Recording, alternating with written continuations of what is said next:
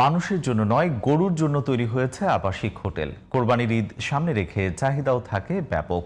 খামারি এবং গরু ব্যবসায়ীদের সুবিধায় চুয়াডাঙ্গায় চালু হয়েছে ব্যতিক্রমধর্মী এই হোটেল, যেখানে গরু থাকা খাওয়া থেকে শুরু করে রয়েছে চিকিৎসার বিশেষ ব্যবস্থা।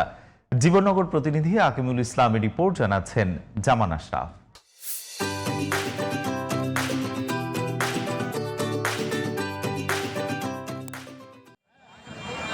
চুয়াডাঙ্গার দামুড়হুদা উপজেলার ডুগডুগি কলোনি পাড়ায় গড়ে উঠেছে ব্যতিক্রমধর্মী একটি গরুর আবাসিক হোটেল।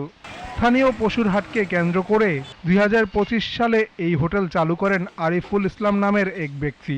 দেশের বিভিন্ন এলাকা থেকে আসা খামারি ও ব্যবসায়ীরা গরু কেনাবেচার সময় নিরাপদে পশু রাখার জন্য ব্যবহার করেন এই হোটেল। আমরা রেগুলার এই হাটে আসি, দেখছি হোটেল খুব ভালো হোটেল। দুর্দান্ত ব্যাপারীরা এসে রাতে গেলে এখানে গরু রাখছে। দুধ মানুষ দাঁড়া জায়গা আছে যে গরু গাড়ি ঘোড়া পাইল না, রাখার জায়গা নেই, এটা কিনে থুয়ে যেতে পারবে।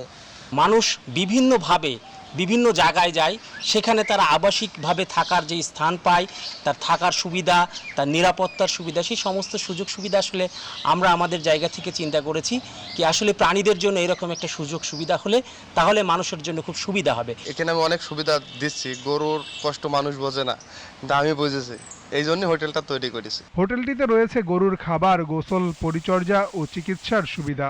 ৩০০ কেজির বেশি ওজনের গরুর জন্য প্রতিদিন ভাড়া গুনতে হয় ৭০০ টাকা, আর ৩০০ কেজির নিচে ৫০০ টাকা। হোটেলটিতে একসঙ্গে ৫০টির বেশি গরু রাখার ব্যবস্থা রয়েছে। চুয়াডাঙ্গা জোনটা ফ্যাটেনিং জোন হওয়ার কারণে বিভিন্ন জায়গা থেকে বা বাংলাদেশের অন্যান্য জেলা থেকে অনেক ব্যাপারী গরু নিতে আসে।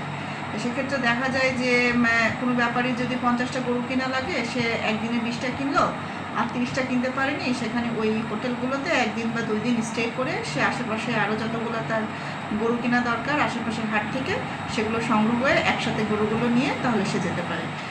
ব্যতিক্রম এই উদ্যোগে উপকৃত হচ্ছেন দূর দূরান্ত থেকে আসা গরু ব্যবসায়ী ও খামারিরা। নিরাপদ পরিবেশে গরু রাখার সুযোগ থাকায় দিন দিন বাড়ছে এর চাহিদাও। জামান আশরাফ, জিটিভি নিউজ।